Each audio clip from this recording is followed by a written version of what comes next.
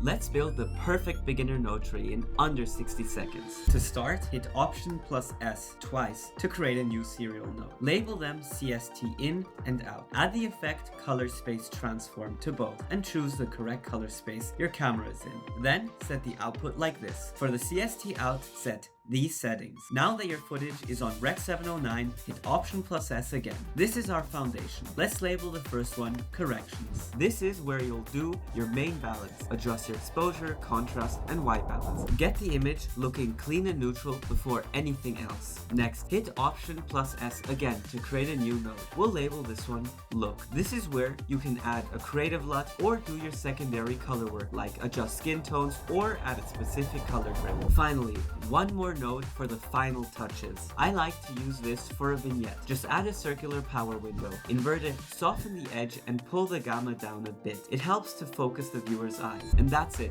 a 3-part node tree that works for almost any project. And follow for more Resolve tips.